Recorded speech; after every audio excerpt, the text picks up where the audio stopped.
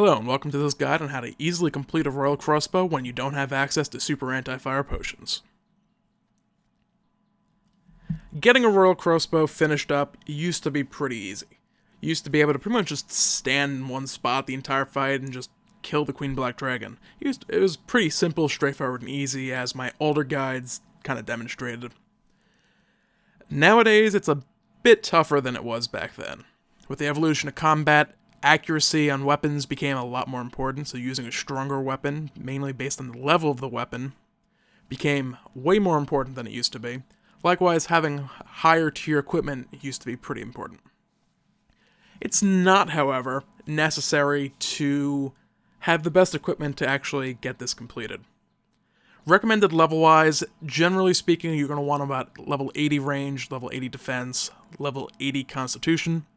Right about there is when you're going to be wanting to get yourself a Royal Crossbow for your ranged weapon purposes. This guide is focused on using specifically ranged weapons to kill the Queen Black Dragon. If you do have access to higher level melee equipment or magic equipment, I do recommend using those instead. Mainly you want to use your highest possible weapon specifically. So if you have, your 99 melee, attack, strength, defense, and you have Rigour weaponry, you'll want to use those to kill the Queen Black Dragon up through Phase 4 to brandish your Royal Crossbow and get it forged completely. Likewise, if you have the new, I can't think of the name of it, from the new Mage boss and the level 90 Mage equipment, or even level 80 if you have a Virtuous Wand, or if you have a Chaotic Rapier, Longsword, or a Chaotic Claw sitting around. Your main thing with this is going to be the higher level the weapon is, the more accurate it's going to be, the easier it's going to be to kill the Queen Black Dragon. For this the video attempt here, I'm using actually some pretty bad equipment. You might be able to squeeze out some slightly lower stuff, but it's going to come down to a couple things. You're going to have to get lucky on Phase 3 and 4 when she changes to being weak to physical, or strong versus physical. If you have a bad run with that, just generally speaking, you're probably going to have some issues regardless if she just back-to-back makes herself strong to physical damage from your ranged or melee weapons. You're gonna have a rough time getting through this. The video that follows, I actually got pretty freaking lucky with it. I got back-to-back-to-back melee weakness, or melee ranged physical weakness. She turned blue, basically. So that made it quite easy. I would have cut it and redone it if it wasn't the fact that I ended with something like 10 or 15 pieces of food remaining. So even if she had become physical resistant for a little bit, it still would have been pretty easy just to kind of push my way through it and deal with it and get done with it. So to shift focus slightly, we're going to actually look at the equipment I used for this video, just kind of in depth. I used horrible equipment for this. The Zamorak Coif is level 60, the Royal Dragonhide is level 65, the Sajai, which are the level 72 thrown weapons, those are just kind of, they're there. Your one-handed weapon options are kind of limited. If you can get your hands on a Armadillo crossbow, for the purposes of getting your Royal forged up, that's pretty good. You can use some pretty powerful bolts with that. I'm not sure of the proc rate on the Ruby or Diamond bolts. Those could be pretty useful. I don't remember offhand if the Armadillo bow can use Royal Crossbow bolts, but if you can, those will also be pretty decent. I wouldn't really recommend using anything lower than that. Regardless, you're going to use roughly 30 ammo, assuming you're actually using abilities. I don't know if this will work with momentum. I'm going to go with no. So you're going to use roughly 30 to 40 of whatever ammo type you choose. So I'd say bare minimum 50. You may run out. If you want to play on the safe side, just get 75 or 100. What else gear-wise? Other than that, this is really not the ideal gear setup for this. The anti-dragon shield is considered a melee shield. It reduces your accuracy by a few percent because it's a melee type and you're using a ranged weapon. if you can get your hands on a ranged Dragonfire shield, which is the version of the anti-fire shield that's been fused with a Draconic Visage, that will greatly help you. You'll not take a accuracy penalty, and it offers more in the way of defense. For armor, both the body, Vambraces, chaps, use the best you have access to. You want to keep them as ranged equipment. If you can get a Carols from the Barrows stuff is fine. Armadillo is fine. For the instead of Vambraces, if you have access to the recipe for disaster gloves, those are pretty nice. Otherwise, use the highest gloves you can afford and get your hands on. It doesn't specifically have to be ranged gloves. Likewise with boots, it doesn't have to be ranged boots. The only things that you need to be ranged are your chest, legs, shield, and weapon. Obviously, is going to be a bow in this case. Everything else, just use the best you can get your hands on. Helmet, gloves, boots, amulet, and ring. Just whatever you can get. If you just kind of try to get your ranged defense as high as you can. It's not pictured here, but it's in there somewhere, I think. Otherwise, some cheap options. The Ganodermic gloves and boots are pretty nice if you have the defense to use, and I think you need magic level to use those as well. Otherwise, like I said, just get as high level equipment you can. The more life, the more defense on them, the better. What else? Amulet of Glory is pretty simple and easy to get. For your ring, if you can get a Berserker ring, an Archer ring, a 6th Age ring, I think it's called, from the... not While Guthix Sleeps. It's one of the more recent quests. It's an option, has some crit on it.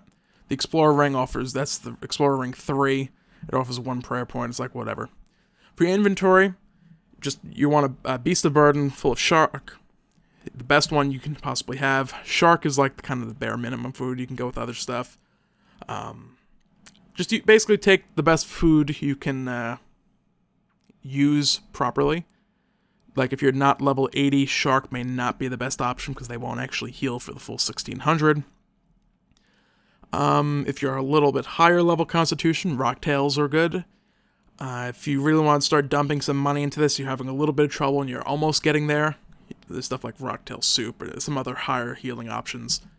Super Ceradomin Brews are also an option. Just bring some Super Restores. You want to use a 2 to 3 ratio.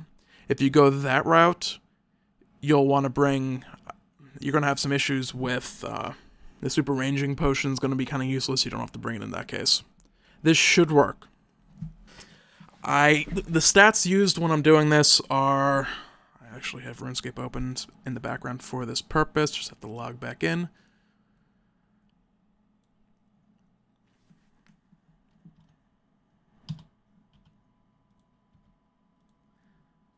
If I can find it. Not used to this new interface yet.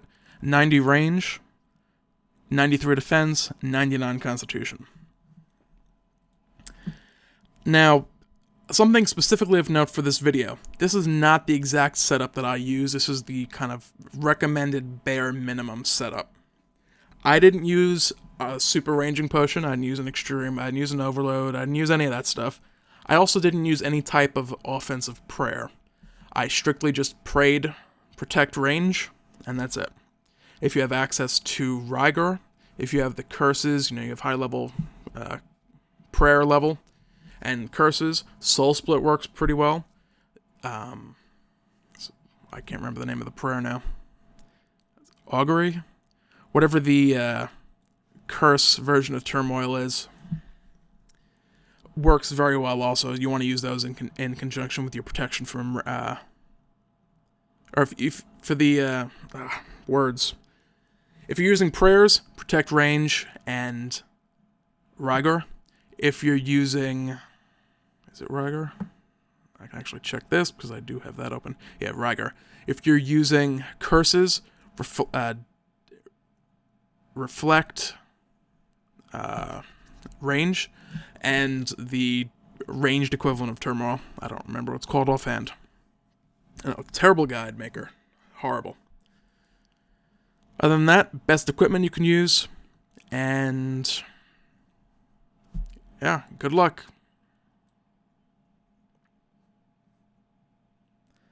For the skill bar that I used for this for the video coming up, this might not be the ideal skill setup, but I just kind of threw something together for the purposes of making this.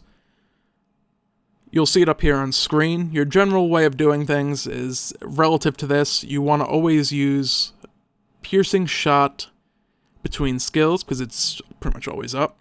So, for example, piercing you'd open up with, say, binding shot, you'd press 3, then you'd press 1 for piercing shot. Then you'd press 4 for fragmentation shot, you'd press 1 for piercing shot. Then you'd press 5 for ricochet, then you'd press 1 for piercing shot. If you just do 1, 2, 3, 4, 5, you'll have 3, 4, and 5 on cooldown. You'll use piercing shot again because it's the only thing you'll have up, and you'll be sitting there with every ability on cooldown. You'll just be standing there auto-attacking every 10 seconds and not really doing a whole lot of damage. The actual way I use these, I'm going to explain a little more coming up in about 10 seconds while the actual video is playing. Alright, to get to the Queen Black Dragon's Lair, you'll want to go ahead and get to the Port Sarum Lodestone. Then you'll want to head just slightly northwest, you'll find the Grotworm Lair entrance. And once inside, you may be greeted by a black screen. The black screen is a lie. If you sit here confused like I am and then angle your camera or just move, you'll actually be able to go forth and go around, sneak the shortcut. If you don't have the agility level, just kind of run, west further. You'll find a couple things to slide down. Eventually, you'll find yourself right about here. Just right-click the door and enter in. The second you're inside, you'll want to use your anti-fire, no super anti-fires here, and your prayer renewal. You'll also want to turn on your prayer. I just realized my sound was not turned on, so I needed to fix that quick. There goes the prayer. For this video, it's just reflect range. And here, you're just starting away, alternating piercing shot and the other abilities. I'm waiting until I'm about half health or so, and I have my adrenaline bar filled up. I'm going to be using either Rejuvenate or Guthix's Blessing, depending on if you've completed that semi-recent quest I was talking about. I can't remember the name of it. You're going to be, if you're using gear similar to this, you're going to be doing this fight for about 10-15 minutes, so you'll actually be able to use that 2 or 3 times, all said and done. So you want to get that cooldown going. So it's in 5 minutes from now you'll be able to use it again. Other than that, phase 1 is pretty simple, straightforward. Just a matter of killing her. Just stand next to this little pedestal in the middle of the artifact, and just kill her. Watch out for those firewalls. Now here you can first trick we're going to kind of cover. When the firewall is about even with your prayer or your health bar, if you click to move, sort of like I just did there, you'll run through the wave of fire and take reduced damage compared to if you had just stood there. There are also gaps in the walls of fire. You can just go stand in those. That's also fine. Running straight through does make it a little easier later, as you'll be taking, dealing with 3 waves can be a little bit of a pain. So just by running through, you'll take either no damage or 1 tick of damage, depending. Here I decided I'm just going to run over here for the purpose of talking about it in the video. Otherwise, it's just kind of waiting, using some abilities. As for the actual abilities, they are listed just prior to this video starting. With Resonance, you basically want to use that on cooldown. When she hits you, she'll heal you for whatever damage she does, and I believe you take no damage from it either. Whatever is the last one, I don't remember the name at the moment. Actually, I lied. I have Runescape open, I can check quick. Revenge. Again, kind of want to use that on cooldown. Your damage will go up quite a bit. But basically, the second her health is all the way down to nothing, you want to click that artifact in the middle, as quick as possible. If you can do it almost instantly, you won't get any little grotworms floating around to add extra damage. If you do get grotworms, I definitely recommend killing them as quick as you can. They are weak to range, so they don't take too much to kill. But if you leave them up, they will add a lot of extra damage that you probably won't have the health or the food to deal with. Otherwise, as far as ultimates, Barricade can be okay if you want to just kind of say, I don't feel like dealing with these walls of fire. It will block the damage from those, so you see the firewalls coming towards you, the fire waves, whatever you want to call them. Just hit Barricade, and you can just stand there and keep attacking.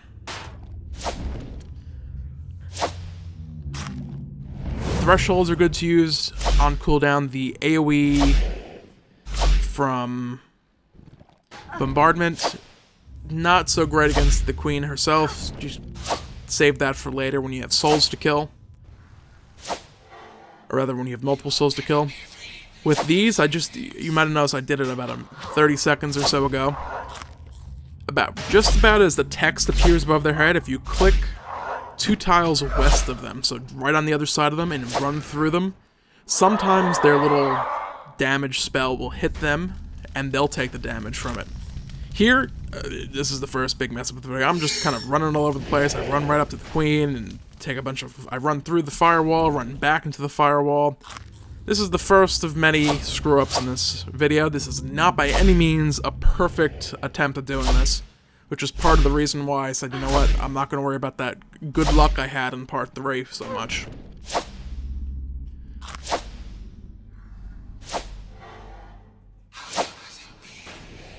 And here, sometimes the souls just don't cooperate. They're not going to stay in place and let you hit them with it. I recommend killing them for the most part again. They do add a lot of extra damage. They're not terribly hard to kill. I'm doing this without any kind of offensive prayer or potions to boost my prayer stat. If you're using a potion and you're using the potion give or take every 4 or 5 minutes, you'll be about equal to where I am, if not higher, depending on what your actual range level is. I think at level 80 range, you'll have, with a super range potion, I think you get a 12 boost, so you'll be at 92, which is just a little higher than what I am. When you add the prayer bonus to that, you'll be hitting a lot harder and a lot more accurately than I am in this video. Maybe not a lot, but more so anyway. You'll notice also I don't actually have a super ranging potion with me, so I'm not trying to sneak any shenanigans through. I also finish up with a ton of extra shark left over, so there's no 30 shark hidden in my pack yak thing. I'm only using a pack yak because they're quite a bit cheaper than tortoises. That's Guild Wars. War tortoises. Here again, my cooldown on Rejuvenation, Guthska's Blessing has come back around. I can use it again. So I used it, got a nice chunk of health. The little butterfly sometimes does get killed pretty quickly, which sucks. Rejuvenation might be the way to go overall, honestly. I'm not entirely sure on that. Otherwise, again, just kind of... I've gravitated to the back left of the little Queen Black Dragon lair here. The next artifact is that back left one. It's the southwest corner. Got lucky with the firewalls here. They're both on this side. I went ahead and just stepped through them. Too early on stepping through the soul. You can... this and the firewalls are worth practicing. I'll cover that a little more in a second. I just want to kind of talk about what I'm doing here. For these... the Phase 2 and Phase 3 artifacts, you'll want to be careful about when you actually finish off the phase. If there's walls of fire coming at you, you'll want to wait for those to finish before you actually do a little extra damage to her. Like here, you know, no big deal. I killed her, I run back, I hit it. I'm low on health, I heal up. Those floors, you don't want to... the sparkly bits, you don't want to stand on those. They do 1,500 damage to you if you're standing on them for too long. But I just killed the Grotworm. They do a lot of damage that you just don't have the food to deal with.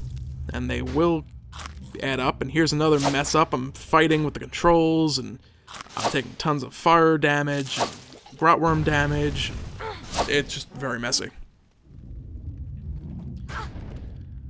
Other than that, you know, the next artifact is the southeast corner, but it's quite a ways off, so you still want to kind of be in the center so that you can maneuver around and get between firewalls if you so choose. With those souls, I got lucky. I hit one with both souls spells. You do have enough food. This is not the first attempt I've tried this. You can do this without hitting all the souls. Just kill all the souls as they appear.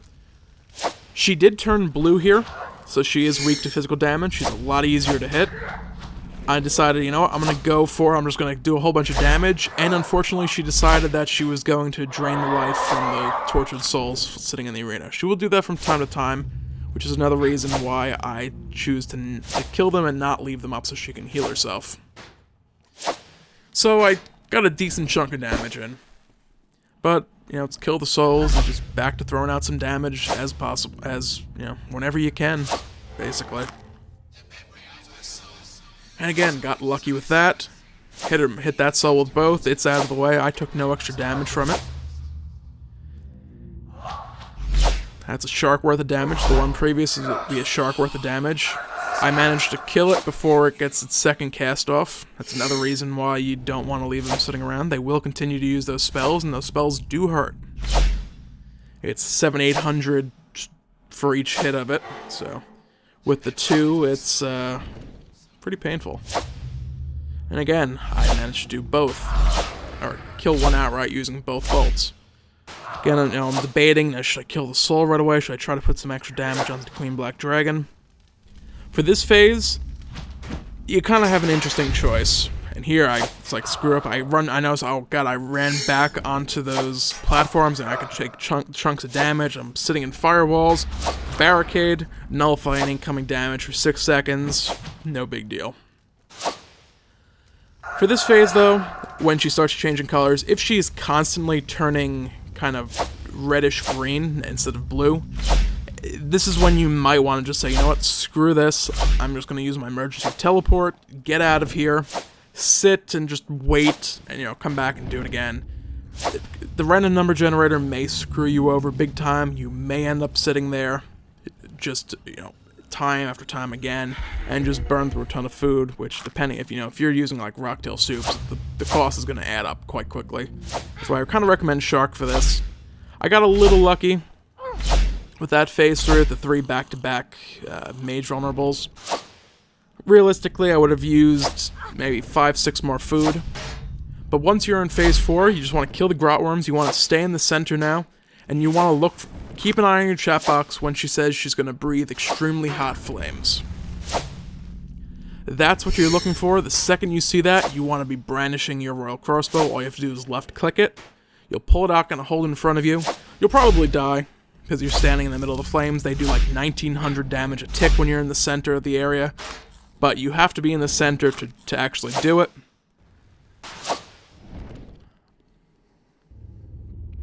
But it's generally phase 4 is just really sitting around waiting. And she takes her sweet time for me to do it. I think it's about 3 minutes.